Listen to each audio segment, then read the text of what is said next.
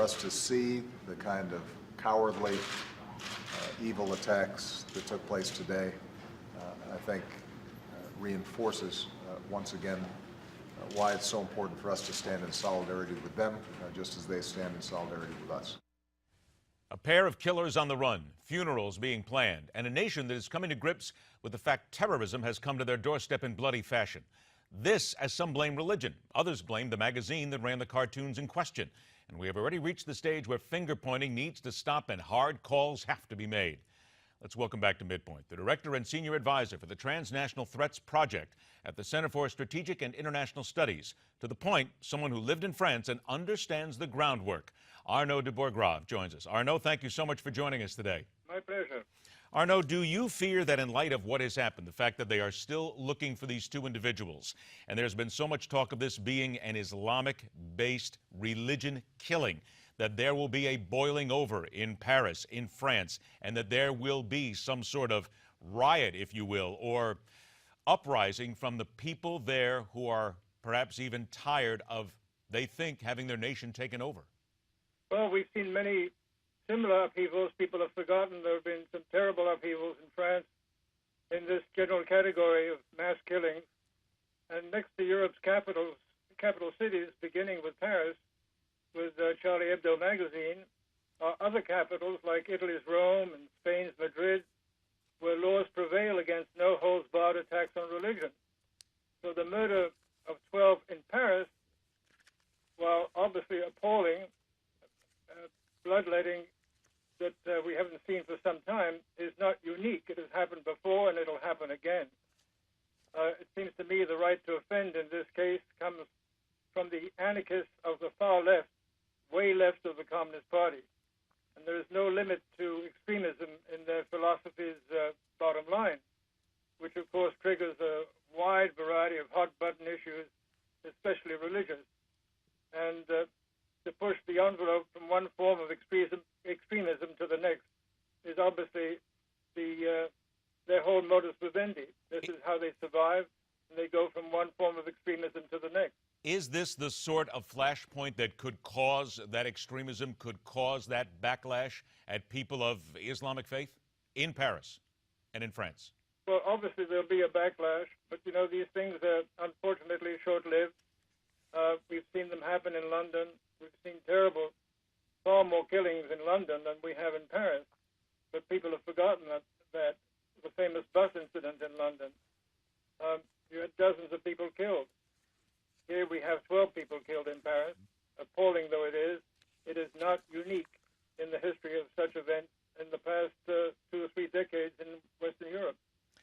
What effect do you think it will have when an article comes out in USA Today from Anjem Choudhury? He is the Muslim cleric who is not afraid to basically call for the downfall of anything that is not Islamic related.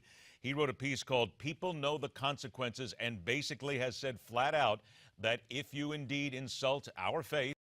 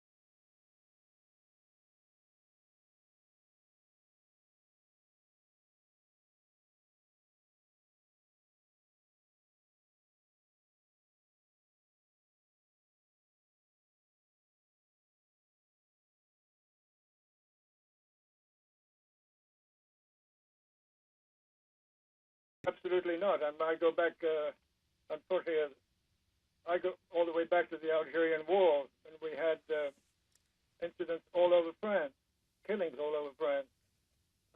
And that went on almost for a whole decade, the Algerian War. So, again, we have to keep everything in perspective. France has been through this before, and obviously we'll go through it again. Okay, please stand by just a few moments, Arnaud. Break and we're back. We'll focus in on more changes in Parisian and European society that have been bubbling for years, including this idea of stopping the media from doing their job. The Islamization charge, those who seek to capitalize on it or prevent it from getting any worse. It's all coming up on MidPoint.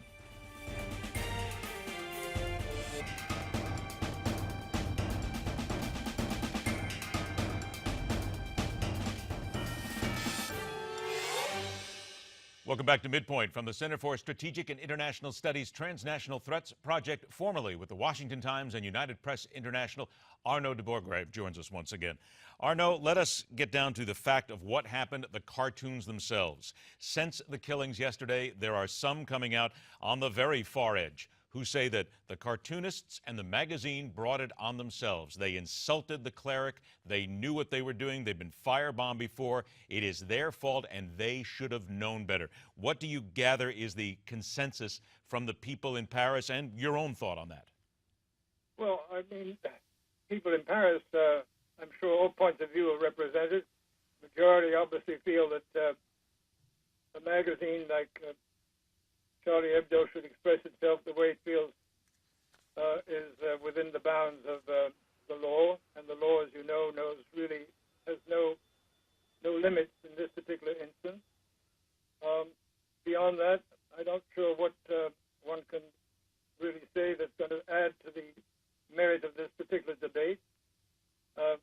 Obviously, we're in a no-holds-barred situation.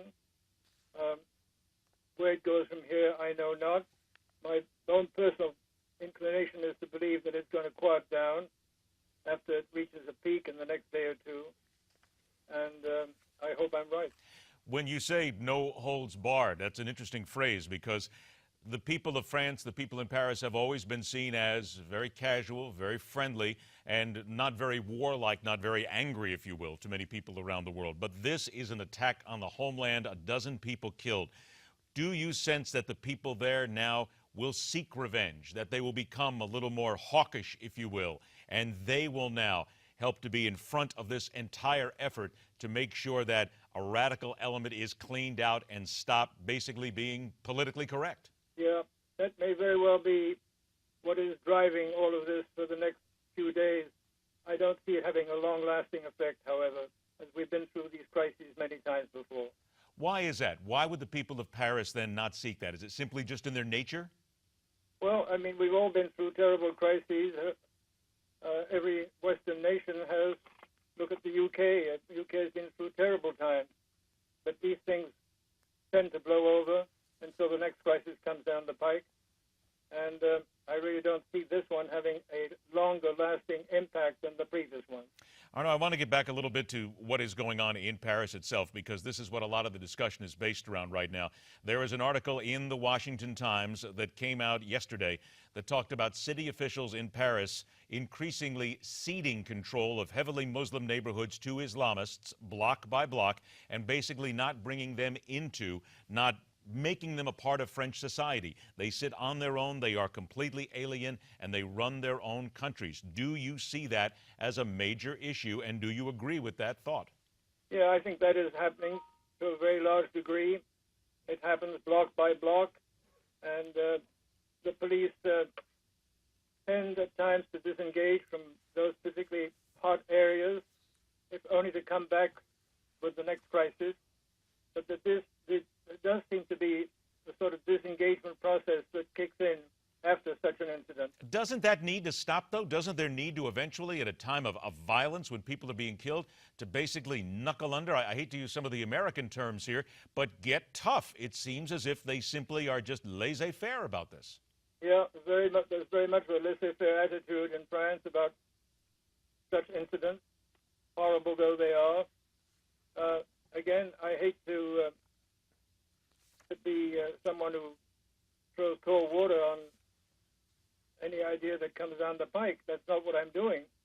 I'm trying to explain that these things reach a certain crescendo, and then they tend to die down, not completely, but they're in the background until the next big crisis hits. Do you get any sense whatsoever from the people in Paris that the government there, the police, the law enforcement, should have done better and should have done a better job looking at these individuals and preparing for something like this? Yes, of course. But don't forget the magnitude of the problem. It's huge. We've mentioned some of the figures in France about the Muslim, so-called Muslim minority. It's an enormous minority, and most of them, of course, knuckle under. They don't want to stand up to the extremists, even though they personally are very anti-extremist. They're very always leery of doing so, scared of doing so, and tend to, as a result, keep quiet. Those are the people that perhaps need to grow a spine? It's the silent majority, absolutely. But perhaps grow that spine, correct? They need to become a little more out front. You're absolutely correct. All right, there we go. Arnaud de Borchgrave, thank you very much for joining us. We'll look forward to seeing you again. My pleasure. Thank All right, you. take care. We should also point out that the manhunt for the two still on the loose continues. They believe that the two of them may have pulled off a gas station heist in northern France, and that's where they're now focusing a lot of their attention. We're continuing to watch the international wires. We'll bring you up to speed as soon as we hear something new. Other side of the break, the Paris attack angle that is at the moment being somewhat overlooked. The security issues here in America and around the world it brings to the fore. All coming up right here on MidPoint.